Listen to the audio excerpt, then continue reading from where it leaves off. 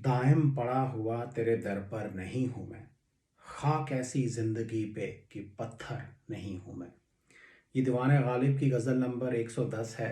बड़ी ही खूबसूरत गज़ल है। इसके अंदर गालिब साहब एक बड़ी दर्द भरी शिकायत कर रहे हैं। इस दुनिया में जो उनको रुतबा मिला है, जो उनको स्टेटस मिला है, जो इज़्ज़त या प्यार उनको इस दुनिया में मिला है, उससे वो खुश नहीं हैं और इस बात की वो शिकायत कर रहे हैं। अपने महबूब से शिकायत कर रहे हैं, ज़माने से शिकायत कर रहे हैं, खुदा से शिकायत कर रहे हैं और प्रॉफिट मोहम्मद साहब से भी वो इस गज़ल में शिकायत कर रहे हैं। लेकिन आप देखेंगे कि उनकी शिकायत के अंदर भी एक सेल्फ़ रिस्पेक्ट, एक सेल्फ़ एस्टीम, एक सेल्फ़ कॉन्फिडेंस का रंग है। दूसरी गज़लों में हमने देखा है कि वो इस दुनिया की बड़ी-बड़ी हस्तियों से, फ़रिश्तों से, बड़े-बड़े आशिकों से अपने आप को कंपेयर करते हैं।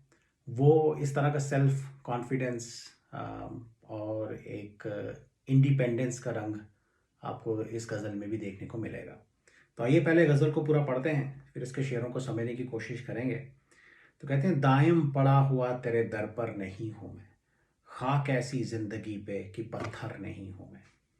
क्यों गर्दिशे मुदाम से घबरा न जाए दिल, क्यों गर्दिशे मुदाम से घबरा न जाए दिल, इंसान हूँ प्याला और सागर नहीं हूँ मैं। या रब ज़माना मुझको मिटाता है किस लिए, या रब ज़माना मुझको मिटाता है किस लिए, लौहे जहाँ पे हरफ़े मुकर्रर नहीं हूँ मैं। हद चाहिए सज़ा में उकूबत के वास्ते, हद चाहिए सज़ा में उकूबत के वास्ते, आखिर गुनाहगार हूँ काफ़र नहीं हूँ मैं। किस वास्ते अज़ीज़ नहीं जानते मुझे, किस वास्ते अज़ीज़ नहीं जानते मुझे, लालो ज़मुर्रदे ज़रो गौहर नहीं हूँ मैं। रखते हो तुम कदम मेरी आँखों से क्यों दरेग, रखते हो तुम कदम मेरी आँखों से क्यों दरेग, रुतबे में महरो माह से कमतर नहीं हूँ मैं। करते हो मुझको मनाए कदम बोस किस लिए, करते हो मुझको मनाए कदम बोस किस लिए, क्या आसमान के भी बराबर नहीं हूँ मैं। गालिब वजीफ़ा ख्वार हो दो शाह को दुआ, गालिब वजीफ़ा ख्वार हो दो शाह को दुआ, वो दिन गए कि कहते थे नौकर नहीं हूँ मैं। ये थी पूरी गज़ल। पहला शेर देखते हैं कि दायम पड़ा हुआ तेरे दर पर नहीं हूँ मैं, खाक ऐसी ज़िंदगी पे कि पत्थर नहीं हूँ मैं। दायम का मतलब होता है हमेशा, परपेचुअली। यहाँ पे वो अपनी ज़िंदगी को कोस रहे हैं। जिस पत्थर की यहाँ पे बात हो रही है वो महबूब के दरवाजे के बाहर लगा हुआ एक पत्थर है, जिसको डोर सिल भी कहा जाता है, जिसके ऊपर कदम रख के लोग घर के अंदर या महबूब घर के अंदर या बाहर जाता है। दायम पड़ा हुआ तेरे दर पर नहीं हूँ मैं, खाक ऐसी ज़िंदगी पे कि पत्थर नहीं हूँ मैं। कई रंग हैं इस शेर के अंदर। स्ट्रेट फॉरवर्ड मतलब इसका ये है कि खाक ऐसी ज़िंदगी पे कि मैं पत्थर नहीं हूँ। अगर मैं पत्थर होता तो तेरे दरवाजे के बाहर मैं हमेशा पड़ा रहता, या अपने महबूब से कह रहे हैं। और तेरे पाँव मेरे ऊपर पड़ते, तेरे पाँव चूमने का मौका मुझे रोज़ मिलता, या और तेरे पाँव तले कुचले जाने का मौका भी मुझे रोज़ मिलता, और इससे बड़ी खुशकिस्मती मेरे लिए क्या होती। So he wants to be a stone and he wants to be at the beloved's door sill. और भी कई रंग हैं। जो पहली जो लाइन है वो एक सवाल हो सकता है कि मैं तेरे दर पे नहीं पड़ा हुआ, और दूसरी लाइन एक शिकायत हो सकती है कि खाक ऐसी ज़िंदगी पे मैं पत्थर नहीं हूँ जो सब लोग मेरे ऊपर पाँव रख के निकल जाते हैं, क्या मेरी कोई औकात नहीं है। और एक रंग ये भी हो सकता है कि ये ज़माना उनको ताने मार रहा है कि अगर तू सच्चा आशिक होता तो अपने महबूब के दर पे पत्थर बन के पड़ा होता, या उसके पाँव के तले तू कुचला गया होता। या और क्योंकि सच्चे आशिक का ये फ़र्ज़ है, और वाले साहब कह रहे हैं कि मैं इंसान हूँ, इसलिए मेरे लिए वो ताने सहना बड़ा मुश्किल है। अगर मैं पत्थर होता तो फिर मुझे कोई फ़र्क नहीं पड़ता और मैं तेरे दरवाजे पे भी पड़ा रहता। पत्थर नहीं हूँ मैं, ये एक स्टेटमेंट भी है अम, कि मैं इंसान होने के बावजूद मैं पत्थर तो नहीं हूँ, लेकिन मैं फिर भी तेरे दरवाजे पे पड़ा हुआ हूँ। या लेकिन मुझे तेरे घर के अंदर जाने की परमिशन कभी नहीं दी गई, तो महबूब के करीब आने का मौका उनको कभी नहीं मिला। उसकी भी एक शिकायत यहाँ पे हो सकती है कि खाक ऐसी ज़िंदगी पे।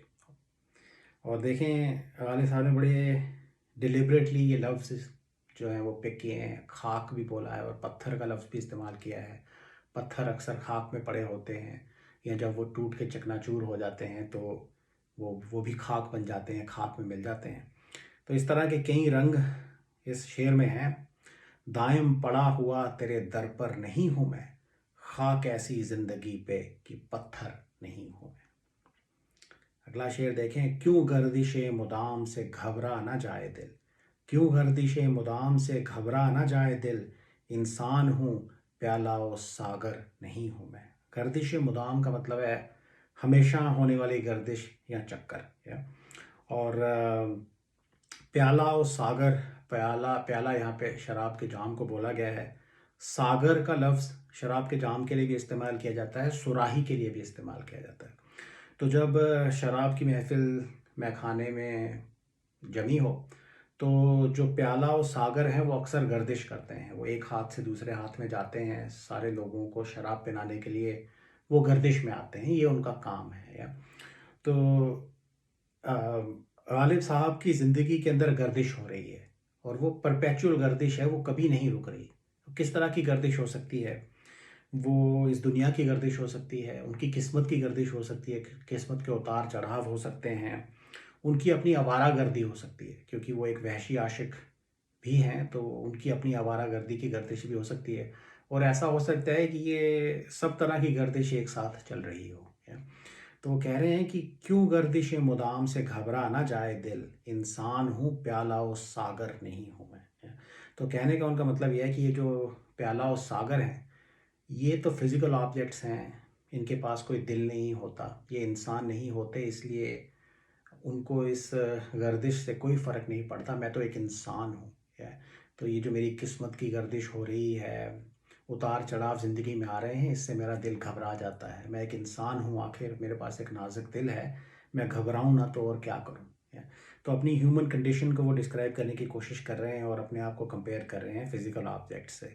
क्यों गर्दिश मुदाम से घबरा ना जाए दिल, कि आखिर मैं एक इंसान हूँ, मेरे पास एक दिल है, मैं क्यों ना घबरा जाऊँ। या इंसान हूँ प्याला और सागर नहीं हूँ मैं। या और ये परपेचुअल गर्दिश है, या ये कभी ख़त्म होने को नहीं आती है, तो हमेशा चल रही है और इसी वजह से उनका दिल घबरा रहा है।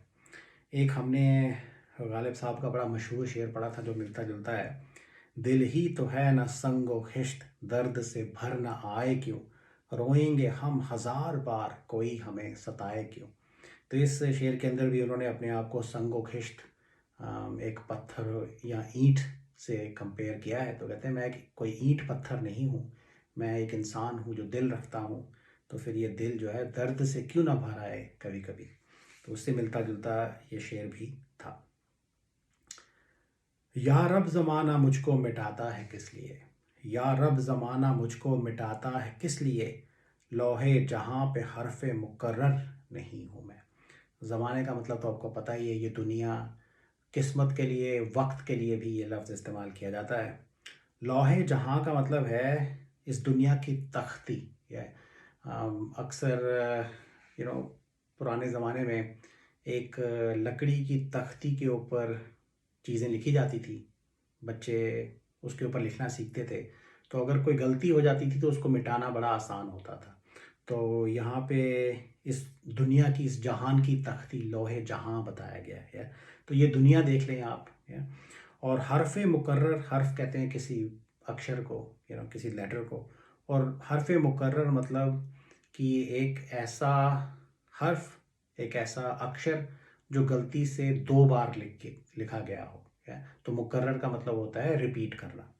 लौहे जहाँ पे हरफ मुकर्रर नहीं हूँ मैं, तो कहते हैं मैं एक ऐसा अक्षर नहीं हूँ जो इस दुनिया की तख्ती के ऊपर किसी ने गलती से दो बार रिपीट करके लिख दिया हो। या तो I am not a mistake that this universe has made, कि मैं इस दुनिया की गलती नहीं हूँ, बनाने वाली की गलती नहीं हूँ मैं। या तो कहने की वो कोशिश ये कर रहे हैं कि मेरे जैसा कोई इस दुनिया में पैदा कभी नहीं हुआ और मेरे बाद कोई मेरे जैसा पैदा होगा भी नहीं।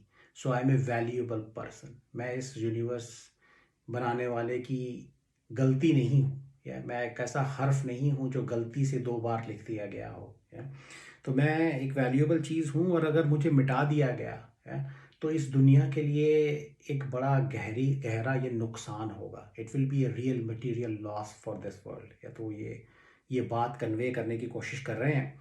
और पहली लाइन में वो खुदा से कह रहे हैं कि यार अब ज़माना मुझको मिटाता है किस लिए। या तो अगर मैं एक वैल्यूएबल इंसान हूँ तो फिर ये ज़माना, मेरी किस्मत, ये दुनिया मुझे मिटाने पे आमादा क्यों है। तो ये एक शिकायत कर रहे हैं।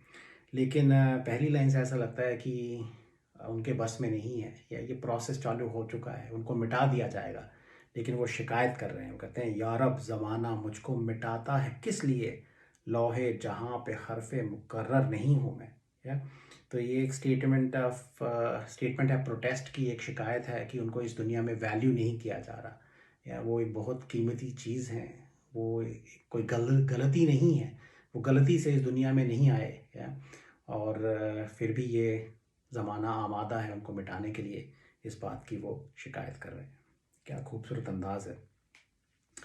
हद चाहिए सज़ा में उकूबत के वास्ते, हद चाहिए सज़ा में उकूबत के वास्ते, आखिर गुनाहगार हूँ काफ़र नहीं हूँ मैं।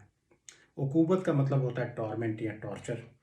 तो ऐसा रिलीजियस ट्रेडिशंस में आता है कि जो इस्लाम में विश्वास करने वाले लोग नहीं हैं, जो काफ़र लोग हैं, उनको इटर्निटी तक जहन्नम की, हेल की आग में जलना पड़ेगा। या तो उनको जो सज़ा दी जाएगी वो कभी ख़त्म नहीं होगी।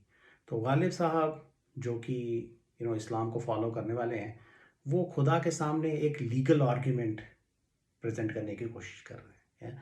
उनकी ज़िंदगी के अंदर इतना दुख दर्द है कि उसकी कोई हद ही नहीं है।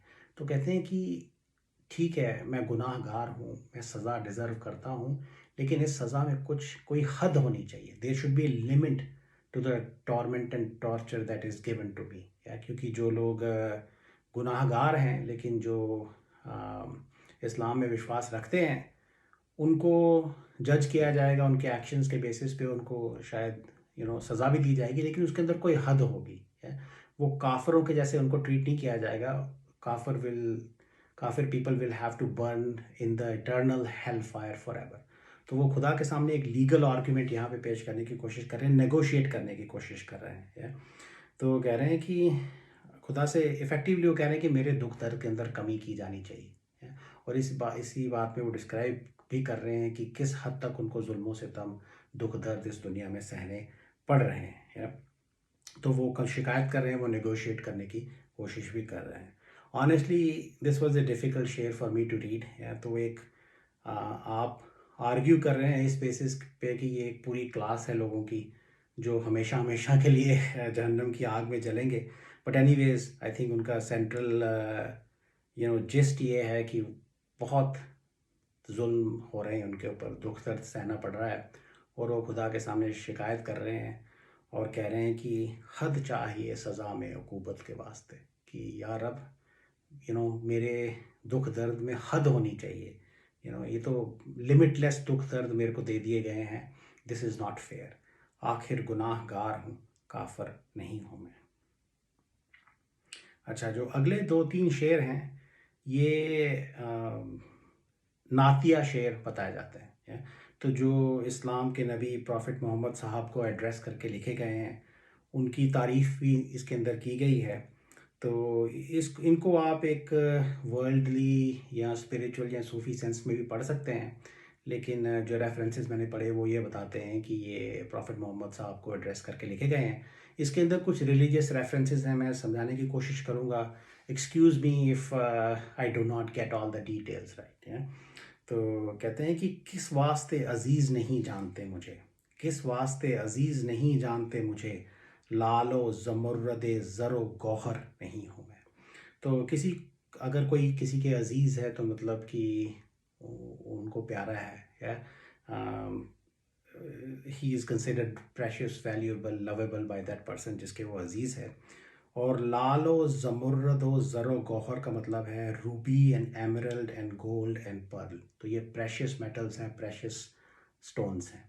तो पहली लाइन में कहते हैं किस वास्ते अज़ीज़ नहीं जानते मुझे। जैसा मैंने कहा, ये प्रॉफिट मोहम्मद साहब को कहा जा रहा है, ये उनके सामने यह फरियाद की जा रही है। लालो ज़मुर्रद ज़रो गौहर नहीं हूँ मैं। तो इसके अंदर कुछ रंग छुपे हुए हैं, वो ये कि आप इतनी बड़ी हस्ती हैं कि आपको ये जो कीमती पत्थर हैं इनसे कोई लगाव नहीं है, और मैं भी ऐसा नहीं हूँ। तो मैं इस दुनिया की सेंस में कीमती नहीं हूँ, मैं एक कीमती इंसान हूँ। या तो फिर आप मुझे अपना अजीज़ क्यों नहीं मानते, मुझसे प्यार क्यों नहीं करते, या मेरे ऊपर आपकी नवाजिश क्यों नहीं होती। और आप तो इन सब कीमती चीज़ों को कुछ मानते नहीं हैं, दौलत की कोई वैल्यू नहीं करते। तो मैं भी इस दौलत के जैसा नहीं हूँ, मैं इससे बढ़कर कोई एक कीमती इंसान हूँ। तो मुझे भी आपका प्यार मिलना चाहिए, और वो नहीं मिल रहा है, इस बात की वो शिकायत कर रहे हैं। तो शायद वो कहने की कोशिश ये कर रहे हैं कि मैं इस दुनिया के सेंस में नहीं, मैं एक स्पिरिचुअल सेंस में एक कीमती चीज़ हूँ, एक कीमती इंसान हूँ। मैं इन कीमती पत्थरों से भी और सोने से भी ज़्यादा कीमती हूँ। तो इसलिए मैं डिज़र्व करता हूँ कि आपका प्यार, आपकी इनायत मुझे मिले, और फिर मैं आपके अज़ीज़ क्यों नहीं हूँ। तो ओवरऑल एक शिकायत की टोन है, थोड़ी जस्टिफिकेशन की, सवाल करने की टोन है। तो थोड़े अपसेट वाले साहब लग रहे हैं इसके अंदर कि मैं क्यों नहीं डिज़र्व करता आपके करीब आना और आपका प्यार पाना। अच्छा, अगला शेर देखें कि रखते हो तुम कदम मेरी आँखों से क्यों दरेग, रखते हो तुम कदम मेरी आँखों से क्यों दरेग, रुतबे में महर माह से कमतर नहीं हूँ मैं। तो दरेग रखने का मतलब है टू विदहोल्ड समथिंग। या तो यहाँ पे वो कह रहे हैं कि आप अपनी मेरी आँखों को आँखों से अपने कदमों को दरेग क्यों रह रहे हैं, राइट, तो रख रहे हैं। तो why are you withholding your footsteps from my eyes. या तो हमारे वहाँ पे एक कॉमन एक्सप्रेशन है कि अगर आप किसी से बहुत प्यार करते हैं या किसी की बहुत रिस्पेक्ट करते हैं, तो वो इंसान आ रहा है, तो एक्सप्रेशन यूज़ किया जाता है कि हम आपकी राह में अपनी आंखें बिछा देंगे। तो इस केस में वाले साहब वही करना चाहते हैं। तो कहते हैं कि आम, आपके कदम मेरी आंखों पे क्यों नहीं पड़ते। So why are my eyes deprived of your footsteps. तो इसके अंदर जिस बात का रेफरेंस है वो है एक मेराज का वाक़या इस्लामिक ट्रेडिशन में आता है, जिसमें ये बताया जाता है कि प्रॉफिट मोहम्मद साहब आसमान और चाँद सूरज को लांघते हुए या उनके ऊपर कदम रखते हुए जन्नत तक चले गए थे, जहाँ पे खुदा का दीदार उनसे हुआ, खुदा से मुलाकात उनको हुई है। तो उस वाक़े का यहाँ पे रेफरेंस है। तो इस अपने रास्ते में वो महर व माह का मतलब है सूरज और चाँद, उनके ऊपर कदम रख के वो चलते गए थे। तो गालिब साहब कह रहे हैं रुतबे में महर व माह से कमतर नहीं हूँ मैं। तो जैसा मैंने कहा था पहले, गालिब साहब एक self respect, self esteem show करते हैं। तो यहाँ वो कह रहे हैं कि मैं सूरज और चाँद से रुतबे में कम नहीं हूँ मैं। तो फिर आप जो हैं मेरी आँखों के ऊपर कदम रख के आगे क्यों नहीं बढ़ रहे, या तो मेरी आँखें जो हैं वो आपके कदमों से डिप्राइव्ड क्यों हैं। तो अब इसके अंदर देखें कि रंग इसके अंदर ये है कि इसके अंदर नबी साहब की तारीफ़ भी है, क्योंकि जहाँ जहाँ वो कदम रखते हैं उस जगह को, यहाँ पे उन्होंने सूरज और चाँद पे कदम रखा तो उनका रुतबा बढ़ गया इस दुनिया में। तो सूरज और चाँद जो है उनका स्टेटस, उनकी रिस्पेक्ट इस दुनिया में बढ़ गई। क्यों? क्योंकि इतनी बड़ी हस्ती के कदम उनके ऊपर पड़े। तो गालिब साहब भी चाहते हैं कि उन्होंने राह में आंखें बिछा रखी हैं, तो नबी के कदम उनकी आंखों में पड़े तो उनका भी रुतबा इस दुनिया में बढ़ जाए। तो ये उन्होंने प्रॉफिट मोहम्मद साहब की एक तारीफ़ भी की है, इतनी बड़ी हस्ती हैं वो। और दूसरा ये कि अपने आप की तारीफ़ भी वो कर गए हैं कि तो आपने महरो माह पे तो कदम रख के उनका रुतबा बढ़ाया, मेरे अंदर क्या कमी है। मैं भी रुतबे में उनसे कम नहीं हूँ, अपने आप को वो सूरज और चाँद से कम नहीं रख समझते। तो कहते हैं उनकी उनकी डिमांड ये है कि आप मेरे ऊपर भी कदम रख कर जाएँ। तो ये वो चाहते हैं, और ऐसा नहीं हुआ तो इस वजह से वो शिकायत कर रहे हैं। रखते हो तुम कदम मेरी निगाहों से क्यों दरेग, रुतबे में महर माह से कमतर नहीं हूँ। दूसरी लाइन में देखें, कहते हैं मैं महर माह से रुतबे में कमतर नहीं हूँ। अगला शेर देखिए कि करते हो मुझको मनाए कदम बोस किस लिए। पिछले शेर से मिलता जुलता है। रख करते हो मुझको मनाए कदम बोस किस लिए, क्या आसमान के भी बराबर नहीं हूँ मैं। तो सेम वाक़या का यहाँ पे ज़िक्र है। नबी साहब आसमान के ऊपर भी पाँव रख के आगे बढ़ते चले गए थे। और मनाए कदम बोस का मतलब है forbidden from kissing your feet, या तो बोसा कहते हैं किस को। तो कहते हैं कि मुझे आपका आपके कदम चूमने का से मनाही क्यों है। मनाए कदम बोस, मैं मुझे क्यों रखा गया है मनाए कदम बोस, या तो आपने मेरे ऊपर कदम क्यों नहीं रखे, मुझे अपने कदम चूमने का मौका क्यों नहीं दिया। आसमान को तो आपने ये मौका दिया, क्या आसमान के भी बराबर नहीं हूँ मैं। तो सवाल पूछ रहे हैं कि मैं आसमान के बराबर भी नहीं हूँ मैं, या तो इसके अंदर रंग ये छुपा हुआ है अगेन कि वो अपने आप को आसमान से बड़ा समझते हैं, या तो वो समझते हैं कि मैं डिज़र्व करता हूँ कि आप मुझे अपने कदम चूमने का मौका दें। ऐसा नहीं हुआ, इसलिए वो शिकायत कर रहे हैं। करते हो मुझको मनाए कदम बोस किस लिए, क्या आसमान के भी बराबर नहीं हूँ मैं। He has a very high opinion of himself. अच्छा, ये आखिरी शेर देखें कि गालिब वजीफ़ा ख्वार हो दो शाह को दुआ। गालिब वजीफ़ा ख्वार हो दो शाह को दुआ, वो दिन गए कि कहते थे नौकर नहीं हूँ मैं। बड़ा खूबसूरत शेर है ये। वजीफ़ा कहते हैं स्कॉलरशिप को। तो अक्सर बादशाह लोग वजीफ़ा दिया करते थे आर्टिस्ट्स को उनको सपोर्ट करने के लिए। वजीफ़ा ख्वार का मतलब है एक ऐसा इंसान जिसको वजीफ़ा दिया गया हो, इस केस में गालिब साहब। तो अगर आप एक विटी हाजिर जवाबी के एस्पेक्ट से इस शेर को पढ़ते हैं तो इसका मतलब ये निकलता है कि गालिब साहब वो दिन गए जब आपके पास नौकरी नहीं थी, या और आप कहते थे कि मेरे पास नौकरी नहीं है, मैं शाह को क्या दुआ दूँ। अब तो बादशाह ने आपका वजीफ़ा लगा दिया है, आप शाह को दुआ दीजिए। गालिब वजीफ़ा ख्वार हो दो शाह को दुआ, वो दिन गए कि कहते थे नौकर नहीं हूँ मैं। लेकिन इस विट के पीछे एक कड़वाहट छुपी हुई है, ऐसा लगता है अगर आप इसको ध्यान से पढ़ें तो ऐसा लगता है कि गालिब साहब को किसी का नौकर होना मंजूर नहीं है। तो वो ये अच्छा नहीं समझते कि उनको किसी का नौकर बोला जाए। तो जब वो किसी के नौकर नहीं थे, ऑफ कोर्स किसी न किसी की नौकरी तो आपको करनी पड़ेगी कि यहाँ बादशाह ने आपको वजीफ़ा दिया है, अगर आप बादशाह के नौकर बन गए तो इसमें क्या बुरी बात है। लेकिन गालिब साहब एक बड़ी रेडिकल सेल्फ इंडिपेंडेंस शो करते हैं, उनको शायद ये बात मंजूर नहीं कि किसी का नौकर उनको बोला जाए। तो जब वो नौकर नहीं थे तो कोई उनको कहता था कि बादशाह को दुआ दो, तो वो कहते थे मैं क्यों बादशाह को दुआ दूँ, मैं उसका नौकर थोड़ी हूँ। लेकिन अब वजीफ़ा लग गया है उनका, शायद मजबूरी में उनको ये वजीफ़ा एक्सेप्ट करना पड़ा है।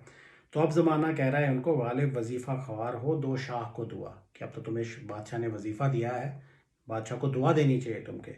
वो दिन गए जब तुम बड़े सेल्फ रिस्पेक्ट के से कहते थे कि नौकर नहीं हूँ, मैं किसी का नौकर नहीं हूँ, अब तो तुम किसी के नौकर बन गए हो। और गालिब साहब ऐसा लगता है कि इस बात से वो खफा है, या इसमें कड़वाहट है, there is a sense of bitterness that gets reflected in this शेयर, या तो ज़िंदगी की मजबूरी भी है, वजीफ़ा चाहिए भी उनको, लेकिन उनका ज़मीर इस बात की भी परमिशन नहीं देता कि वो किसी के आगे झुकें या किसी के नौकर कहलाएं। गालिब वजीफ़ा ख्वार हो दो शाह को दुआ, वो दिन गए कि कहते थे नौकर नहीं हूँ मैं। ये थी पूरी गज़ल। I hope it made sense and I hope you enjoyed it. Thank you.